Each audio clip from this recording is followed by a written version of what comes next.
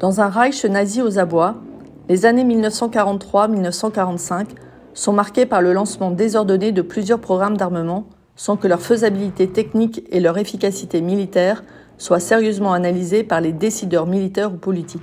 Désormais en échec sur le front Est, le pouvoir nazi s'efforce de préparer la mise en œuvre rapide de nouveaux systèmes d'armes destinés à frapper le Royaume-Uni pour le contraindre à accepter une paix qui permettrait de concentrer les forces allemandes sur le front soviétique. La cible essentielle, c'est bien sûr Londres.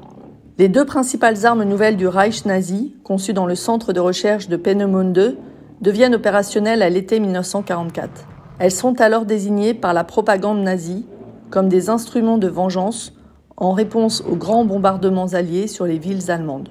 Ce sont des Vergeltungswaffen, des armes de représailles. La bombe volante qui est lancée sur Londres à partir du 13 juin 1944 prend la dénomination de V1. La grande fusée stratosphérique mise en service le 8 septembre est le V2. Un troisième système d'armes est développé depuis le printemps 1943. Il s'agit d'un canon à très long tube d'une conception nouvelle. Sa mise en œuvre implique la construction de gigantesques installations souterraines. C'est le site de Mimoyek, près de Calais, qui est choisi. Donc là, en fait, voyez-vous, ce que vous avez en face de vous, c'est ce qu'on appelle un front de taille. Et ce front de taille a 88 millions d'années. Donc ici, il y a déjà tout un aspect géologique qui est mis en valeur. Et quand je vous disais moins 30 mètres, madame, c'est qu'en fait, c'est moins 30 mètres par rapport à la hauteur, à tout en haut. Voilà, ce qu'on appelle la surface du plateau. Et donc, vous allez donc pénétrer dans cette galerie, qui est une galerie ferroviaire. Un train arrivait en 1943 pour approvisionner le site en munitions. Et il faut savoir que ce site de Mimoyek, c'est sans doute le plus important à savoir, c'est qu'il devait servir en fait à abriter une arme nouvelle allemande, dont vous avez peut-être entendu parler, qui s'appelle le V3, et qui désigne non pas un obus, mais un canon à charge multiple, dont le seul et unique objectif était de bombarder Londres. Hitler, en 1943, voulait rayer Londres de la carte pour, si vous voulez, contraindre le gouvernement britannique à accepter une paix de manière à ce que lui, Hitler et les Allemands, puissent concentrer toutes leurs troupes sur un seul et unique front, le front Est, l'Union soviétique. Voilà. Vous allez voir, c'est très intéressant, on apprend plein de choses justement sur l'histoire de cette forteresse, de ce canon V3. Et tout au bout du parcours, si vous avez le temps, on vous conseille vivement de découvrir une exposition très intéressante sur la libération du Pas-de-Calais, notre département, par les Canadiens et les Polonais. C'est une exposition qui nous a été prêtée par la Coupole, que vous connaissez peut-être près de Saint-Omer, la Coupole d'Elfaux. Le canon à charge multiple est né en 1942 de l'imagination d'un ingénieur, August Konders, expert en obus spéciaux. Il espère dépasser la portée des canons classiques en augmentant la vitesse initiale du projectile à l'intérieur du tube et en perfectionnant l'aérodynamisme d'un obus flèche pourvu d'ailettes pendant sa trajectoire extérieure. Selon ses calculs, pour pouvoir frapper Londres à une distance de 150 km, il faudra obtenir une vitesse de 1500 mètres par seconde à la bouche du canon. Pour ce faire, le tube d'un diamètre de 15 cm devra être très long, 127 mètres. Il sera constitué par l'assemblage de sections de 3,17 m. Une charge située dans la culasse propulsera l'obus dans le tube et le projectile verra sa course accélérée par l'explosion successive de gargousses additionnelles, placées dans des chambres latérales disposées en paires symétriques. Il y en aura 32 dans la version finale, au niveau de chaque section du canon. Ce sont les gaz à haute température qui déclencheront ces charges. Comme la bombe volante et la fusée, mais aussi comme le canon de Paris qui tira au printemps 1918 sur la capitale française, le canon à charge multiple est conçu pour lancer une attaque à caractère terroriste contre une population civile sans but militaire direct. En raison de la faiblesse de la charge explosive unitaire des projectiles, ce système d'armes, pour être efficace, doit pouvoir délivrer un grand nombre d'obus sur une longue période afin d'obtenir un effet de saturation. Compte tenu de la dispersion des obus, c'est une zone de 24 km² au cœur de Londres qui doit être soumise à un déluge d'acier nuit et jour. C'est pourquoi le programme initial prévoyait 50 canons. Avec une cadence de tir fixée à 2,5 coups par heure et par tube, on devait pouvoir frapper la cible avec 3000 projectiles par jour, soit 90 tonnes d'explosifs. Ce dernier chiffre, qui pouvait paraître important, se révélait dérisoire par comparaison avec les grands bombardements stratégiques menés par les aviations alliées sur les villes allemandes. Les premiers essais du canon à charge multiple ont lieu en 1943 à Hillersleben près de Magdeburg. Ils révèlent de très graves problèmes de conception, tant pour la structure du canon que pour celle des obus. Malgré tout, en août 1943, Hitler, qui vient de comprendre l'importance de l'échec de la Wehrmacht lors de l'offensive de Kursk sur le front Est, donne son accord à Speer, ministre de l'Armement, pour réaliser dans le nord de la France les travaux nécessaires à l'aménagement du site de tir destiné au canon à charge multiple, dont le nom de code est Hochdruckpumpe, pompe à haute pression. En fait, le chantier fonctionne déjà depuis près de 2 mois. Les prévisions de Speer, totalement irréalistes, tablent sur la mise en œuvre opérationnelle de l'arme en décembre 1943. C'est à l'organisation Todt, la structure chargée des grands travaux de l'État nazi, que Speer confie l'aménagement du site de tir du canon à charge multiple. Les installations prévues sont gigantesques et essentiellement souterraines. Elles doivent, en outre, être protégées contre les bombardements alliés. Le programme initial prévoit 2 ensembles identiques, implantés à 1 km de distance. 2 tunnels ferroviaires, à 30 mètres de profondeur, longs de 600 mètres, doivent servir à l'approvisionnement du site. Ils desservent un vaste réseau de galeries destinées au stockage de la poudre et des munitions et à l'hébergement de la garnison. 1200 hommes prévus. À moins 100 mètres, 2 galeries doivent permettre le chargement des obus dans les culasses. La partie active de l'ouvrage est constituée par 10 puits inclinés, longs de 127 mètres, creusés dans le sol selon un angle de 50 degrés. Ils doivent abriter des faisceaux de 5 canons chacun. Chaque puits de tir a une section de 2,50 m de large et de 3 mètres de hauteur. Le sol doit être réalisé en escalier afin de permettre l'approvisionnement en poudre des chambres latérales. À la surface, une dalle de béton, épaisse de 5 mètres, et des plaques d'acier de 20 cm de section doivent protéger la sortie des tubes. Le choix du site de Mimoyek. Plusieurs facteurs ont été pris en compte par les militaires allemands et par l'organisation Todt pour choisir le site d'implantation du canon à charge multiple. Il doit être établi le plus près possible de Londres, car la portée théorique de l'arme est fixée à un peu plus de 150 km. Il doit être en retrait de la zone littérale proprement dite, potentiellement exposé au canon de la Royal Navy ou à l'intervention de commandos ennemis. Il doit être desservi par une voie ferrée afin de permettre un approvisionnement régulier en munitions et en charges explosives. Il doit être situé à proximité d'une ligne électrique à haute tension. La structure géologique doit être homogène sur une profondeur de 100 mètres. C'est le lieu dit Mimoyek, sur le territoire communal de Landretin-le-Nord, à 15 km au sud-ouest de Calais, qui est retenu. Mimoyek se trouve à 8 km du rivage et à 165 km de la capitale britannique. Les premiers ouvriers sont arrivés en juin 1943 sur le site du Bauer 711, chantier 711, dont le nom de code est Wiese, prairie. Les travaux sont orchestrés par une entreprise allemande spécialiste des travaux souterrains, la Vereinigte Schachtbau- und Tiefbau GmbH, d'Essen. L'organisation Todt, contrainte de mener simultanément de très gros chantiers dans le nord de la France, ouvrage du mur de l'Atlantique, construction spéciale pour les bombes volantes et les fusées, a réuni une main-d'œuvre aux origines très diverses. Des soldats du génie de l'armée de terre, des mineurs de la Ruhr, qui sont près de 400, pour le percement des galeries, des volontaires recrutés dans les environs, des requis français du STO, des travailleurs italiens recrutés dans le sud-ouest de la France, des Ostarbeiter soviétiques, des déportés, près de 300. Ces derniers sont en majorité des Polonais amenés de Guernesey, où ils étaient utilisés sur des chantiers du mur de l'Atlantique en septembre 1943. L'urgence constituée par le besoin important de main-d'œuvre conduit même à recourir à la population carcérale locale et de Belgique. C'est la conséquence d'un accord scellé au printemps 1943 entre le commandement militaire allemand de Bruxelles et l'organisation Todt. Des condamnés par les tribunaux militaires d'Arras, de Lille, de Valenciennes et de Belgique à des peines inférieures à 1 année sont dès lors envoyés sur le chantier. Arrêtés parfois pour des actes de résistance, ils sont extraits de leurs cellules des prisons de Los-les-Lilles ou de Bruxelles-Saint-Gilles en Belgique pour devenir des travailleurs forcés. À l'exception des déportés et des Ostarbeiter, la main-d'œuvre est payée. Les ouvriers sont hébergés dans plusieurs camps de la zone côtière. Les déportés, eux, sont enfermés dans un camp sévèrement gardé, à 800, et amenés chaque jour en camion à Mimoyac. En moyenne, entre 1200 et 1500 hommes sont employés sur le chantier. Le travail se déroule jour et nuit avec 2 équipes de 12 heures. Ces travailleurs de force vont payer un lourd tribut, en particulier à cause des bombardements. Faute d'archives, le bilan des pertes humaines civiles demeure toutefois inconnu.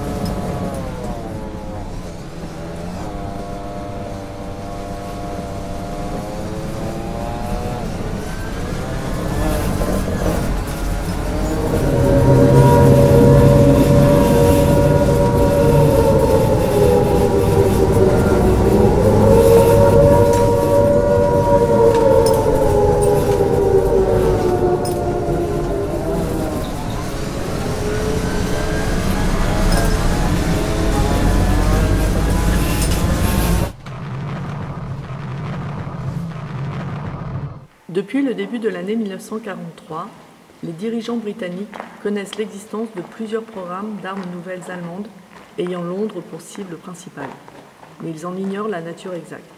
L'effort de renseignement des services secrets se concentre à la fois sur les centres de recherche en Allemagne, en particulier Peenemünde, et sur les zones susceptibles d'abriter les installations de tir, en l'occurrence les régions françaises situées sur les côtes de la Manche.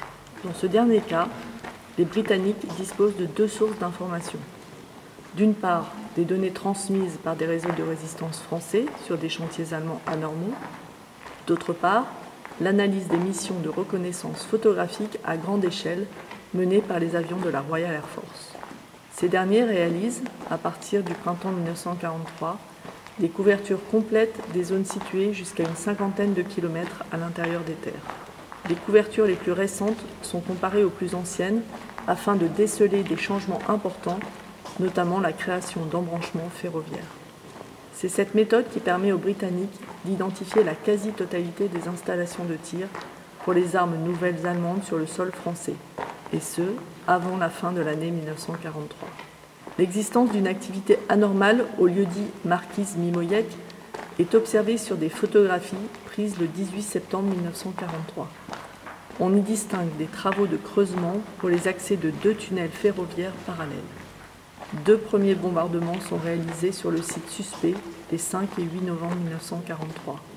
Les destructions sont très limitées et n'affectent pas les travaux souterrains. Alors que l'essentiel des bombardements Crossbow, arbalète, c'est le nom de code de l'offensive alliée contre les sites de tir des armes nouvelles allemandes, s'est concentré depuis décembre 1943 sur les bases de tir destinées aux bombes volantes, on constate, à partir de mars 1944, une vague d'attaques sur les grands sites protégés, les constructions spéciales. Mimoyac est frappé à 2 reprises en mars, 4 fois en avril et 3 fois en mai. Si ces attaques dévastent les alentours du site et si l'utilisation de bombes à retardement perturbe le chantier allemand, elles n'affectent en rien les travaux souterrains. Après le débarquement en Normandie, le 6 juin, et le début de la campagne des bombes volantes V1 contre Londres, à partir du 13, on assiste à un changement d'échelle des attaques aériennes sur tous les sites de tir des armes nouvelles allemandes en France. Mimoyac est attaqué 3 fois en juin, avec un tonnage cumulé considérable, 1407 tonnes. Un rapport des services de renseignement britanniques, rédigé le 5 juillet 1944, confirme la présence, à la surface du plateau de Mimoyac, de 3 orifices précisément orientés sur le centre de l'onde. L'un d'eux contient un objet, identifié comme étant un tube de mortier. De fait, l'installation de la première batterie a commencé. La réplique est immédiate et spectaculaire dès le lendemain.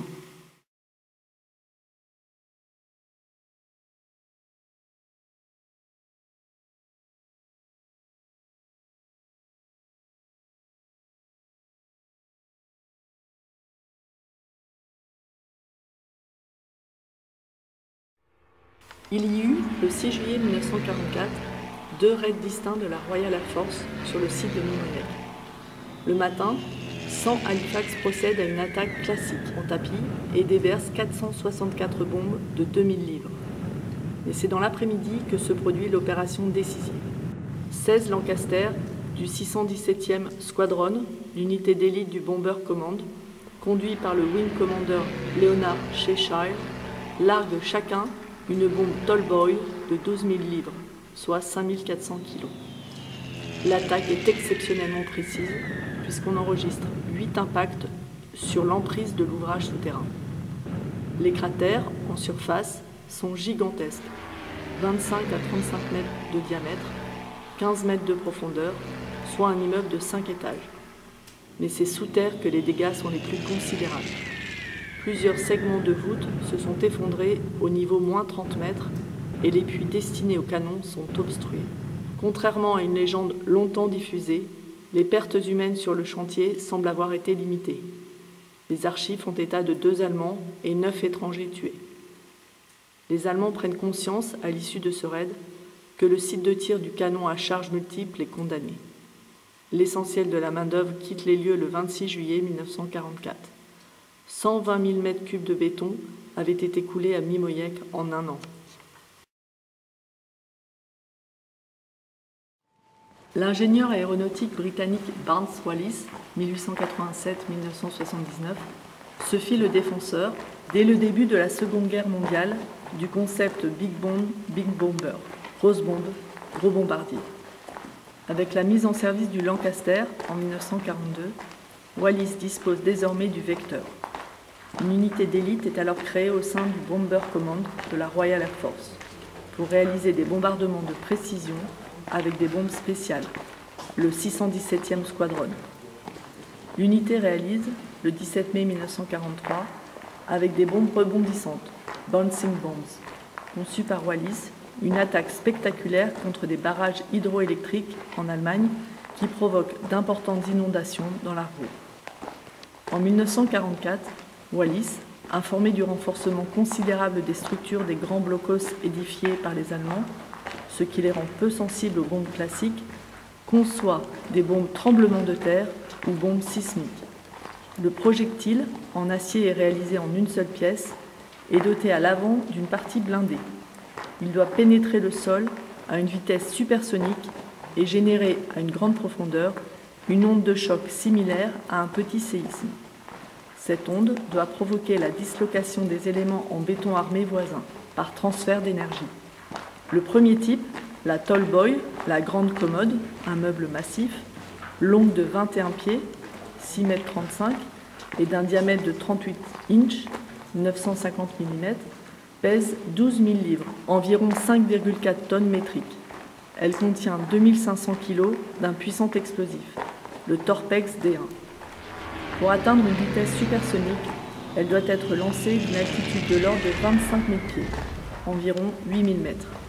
À l'impact, la vitesse atteinte est d'environ 2500 miles per hour, soit 4000 km/h. Chaque Lancaster emporte une seule Tallboy. Le coût de fabrication très élevé de ce type de bombe les réserve à des cibles particulièrement importantes. Les Tallboys sont lancés pour la première fois en opération le 8 juin 1944 contre le tunnel ferroviaire de Saumur, en France. 854 Tallboys furent produites avant la fin de la Seconde Guerre mondiale et utilisées contre des cibles en France. 8 Zerne, Éperlec, Siracourt, Brest, Le Havre, Lorient, etc. Puis en Allemagne contre des barrages, des canaux ou des viaducs. Ce sont des Tallboys qui coulent le cuirassé Tirpitz dans un fjord de Norvège le 12 novembre 1944.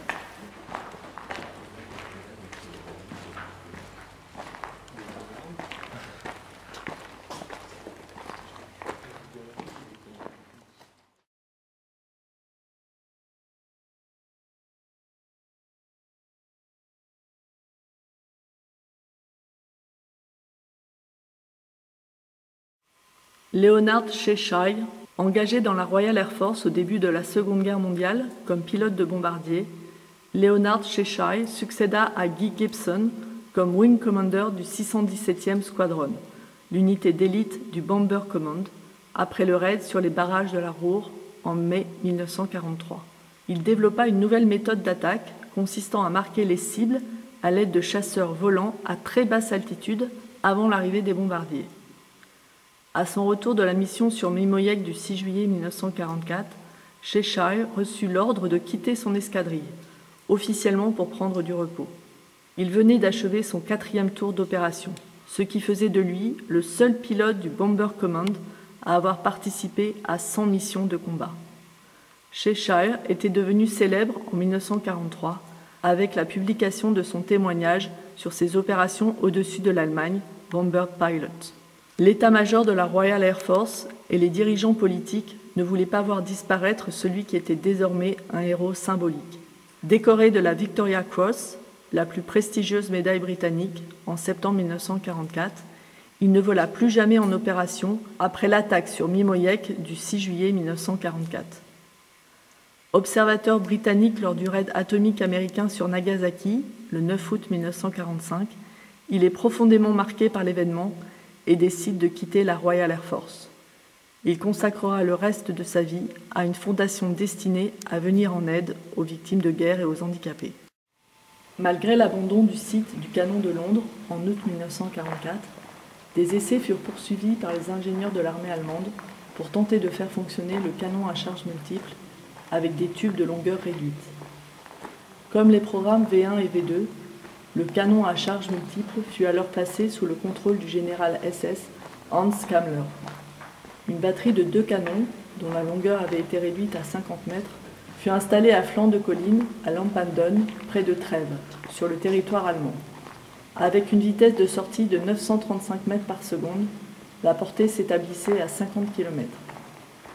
Les premiers tirs en opération se produisirent en décembre 1944, pendant l'offensive allemande contre les forces américaines dans les Ardennes belges. La cible principale fut la ville de Luxembourg, distante de 43 km. Du 30 décembre 1944 au 22 février 1945, il y eut 183 tirs, dont 142 atteignirent leur but. Les obus, qui pesaient 95 kg, ne délivraient que 8 kg de charge explosive. On enregistra 10 morts et 35 blessés dans la population civile, ainsi que des dégâts matériels mineurs.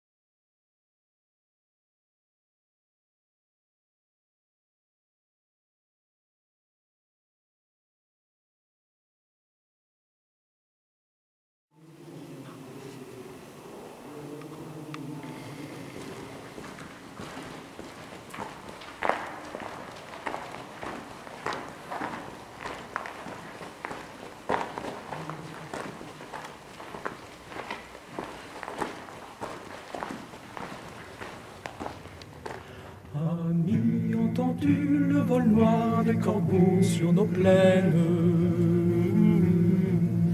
Ami, entends-tu ces cris sourds du pays qu'on enchaîne?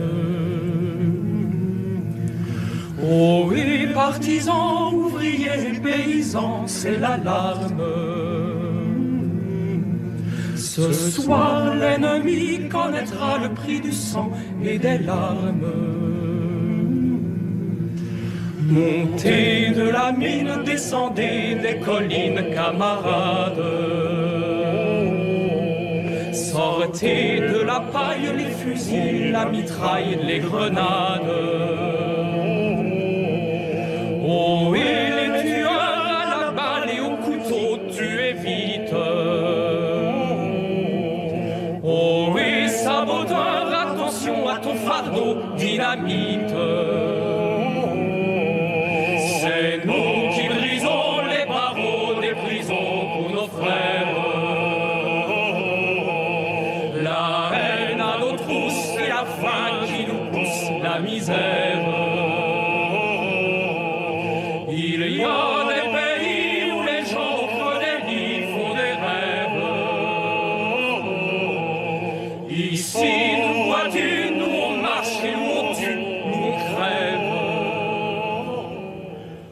Amis, entends-tu le vol noir des corbeaux sur nos plaines? Amis, entends-tu ces cris sourds du pays qu'on enchaîne?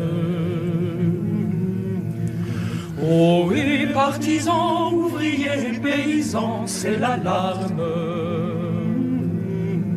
Ce soir, l'ennemi connaîtra le prix du sang et des larmes. Montez de la mine, descendez des collines, camarades. Sortez de la paille les fusils, la mitraille, les grenades. Oh, et les tueurs à la balle et au couteau, tuez vite. Oh, et saboteur, attention à ton fardeau, dynamite. C'est nous qui brisons les barreaux des prisons pour nos frères. La haine à nos trousses et la faim qui nous pousse la misère. Il y a des pays où les gens au creux des lits font des rêves. Ici, nous vois-tu, nous on marche et nous on tue, nous on crève. Amis, entends-tu le vol noir des corbeaux sur nos plaines? Amis, entends-tu ces cris sourds du pays qu'on enchaîne? Oh, et partisans, ouvriers, paysans, c'est l'alarme. Ce soir, l'ennemi connaîtra le prix du sang et des larmes. Montez de la mine, descendez des collines, camarades. Sortez de la paille les fusils, la mitraille, les grenades. Oh, et les tueurs à la balle et au couteau, tuez vite. Oh, et saboteur, attention à ton fardeau, dynamite. C'est nous qui brisons les barreaux des prisons pour nos frères. La haine à nos trousses et la faim qui nous pousse la misère. Il y a des pays où les gens au creux des lits font des rêves. Ici, nous vois-tu, nous on marche et nous on tue, nous on crève. Amis, entends-tu le vol noir des corbeaux sur nos plaines?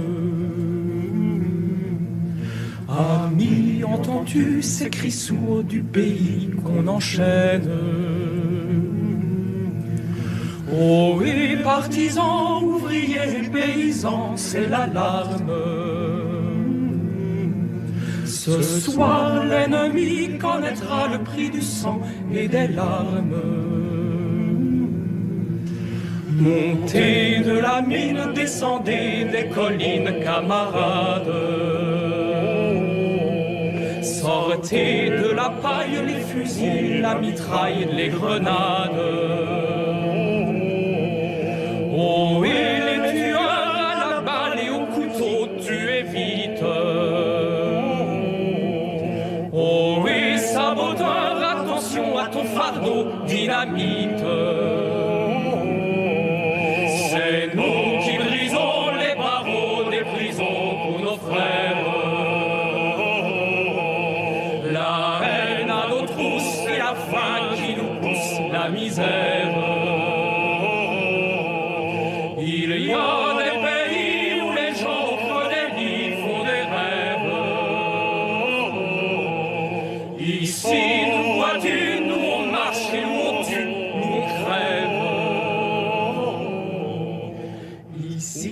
Chacun sait ce qu'il veut, ce qu'il fait quand il passe. Ami, si tu tombes, un ami sort de l'ombre à ta place. Demain, du sang noir séchera au grand soleil sur les routes. Sifflez, compagnons, dans la nuit, la liberté nous écoute.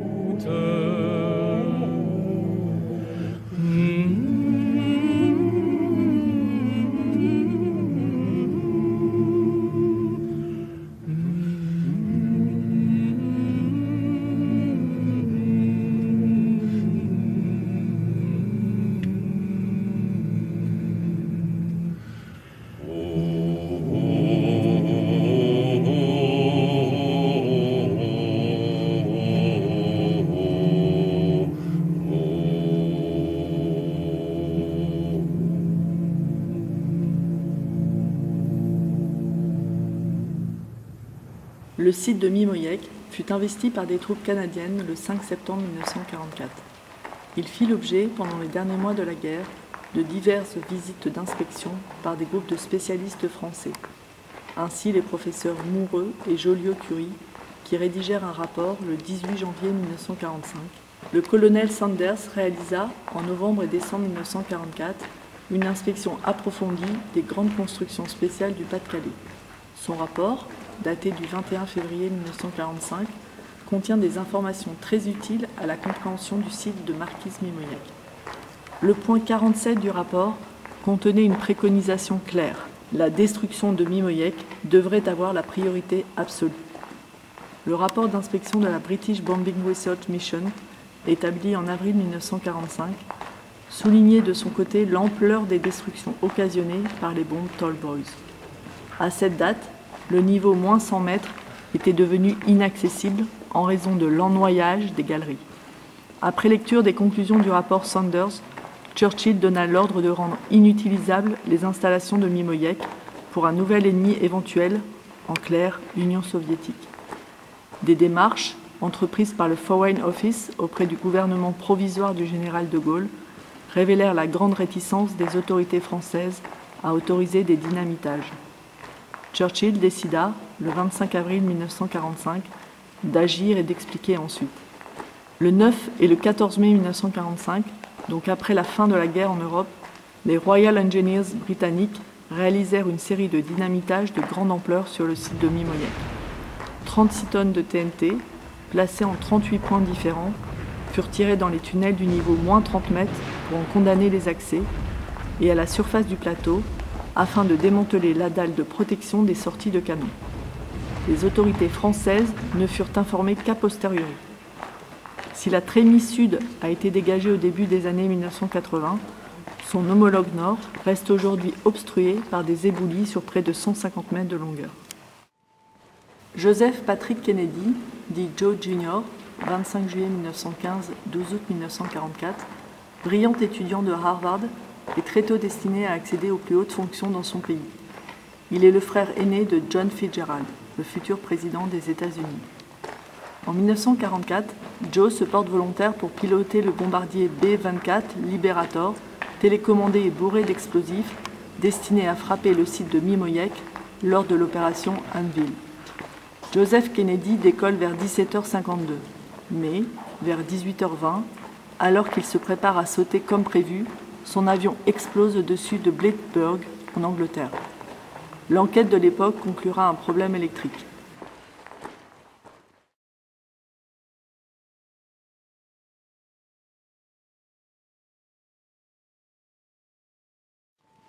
Sa mort prématurée allait déterminer le destin de John Kennedy. Elle marque le premier drame d'une famille particulièrement frappée par le destin. À l'instar de Joseph Kennedy, l'US Air Force, l'armée de l'air des États-Unis, va payer un lourd tribut au cours des opérations menées dans le nord de la France. 366 aviateurs américains sont tués au-dessus du Nord et du Pas-de-Calais entre 1942 et 1945, dont 76 rien qu'en avril 1944. Pour l'opération Crossbow, proprement dite, 1er août 1943, 1er septembre 1944, on estime que 2845 aviateurs alliés ont perdu la vie. Les pertes, concentrés sur les régions du Ternois et de l'Odo-Marois, confirme que les sites d'armes V représentent un des objectifs principaux de l'US Air Force. Mimoyek a constitué l'une des cibles de l'opération Aphrodite mise sur pied par l'US Allied Air Force. Le plan, proposé en juin 1944 au Major General H. Doolittle, visait à utiliser des bombardiers lourds B-17, forteresses volantes, arrivés en fin de vie pour détruire les équipements de production et de lancement des armes V. Dans ce but, plusieurs vieux B-17 furent dépouillés de tout leur armement et de tout ce qui n'était pas essentiel pour gagner jusqu'à 6 tonnes de charge. Les avions étaient ensuite chargés chacun de 11 tonnes d'explosifs, du TNT et du Torpex. Lors du lancement de la mission, un équipage de 2 hommes devait faire décoller l'appareil de l'aérodrome de Fairfield, dans le Norfolk, fixer le cap, transmettre les commandes de vol par radio à l'équipage d'un Ventura qui suivait, puis sauter en parachute au-dessus du territoire britannique. Le B-17 était ensuite conduit jusqu'à sa cible par radioguidage. Watt, Luzerne, Siracourt et Mimoyek sont visés le 4 août 1944, mais l'opération échoue totalement. Le 12 août 1944, une mission similaire, montée cette fois par l'US Navy, nom de code Project Anvil, connut un sort identique. L'appareil, un B-24 Liberator, destiné à frapper Mimoyek, explosa peu après le décollage au-dessus du Suffolk. Les 2 hommes de l'équipage, Joseph P. Kennedy Jr. et Wilford J. Willey, périrent. À Mimoyek, la poursuite des travaux par les Allemands en août incite les Alliés à opérer une ultime attaque sur le site, le 27 août. La méthode utilisée est cette fois beaucoup plus classique. C'est toutefois l'opération la plus importante puisque 217 bombardiers lâchent 940 bombes pour un poids total de 804 tonnes. Des dégâts considérables et irrémédiables sont infligés à l'ouvrage, alors que l'avancée des troupes anglo-américaines depuis la Normandie contraint les Allemands à évacuer définitivement l'endroit.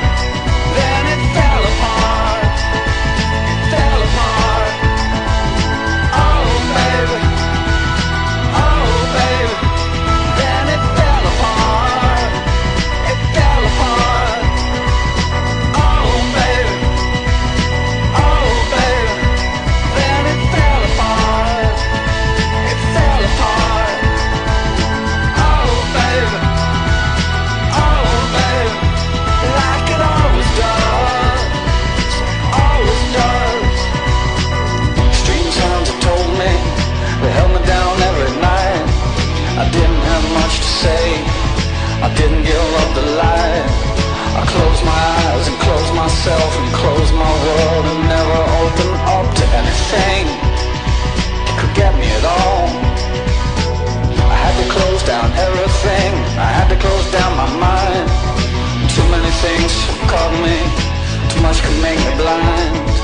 I've seen so much in so many places, so many heartaches, so many faces, so many dirty things you couldn't even believe I would stand in line for this.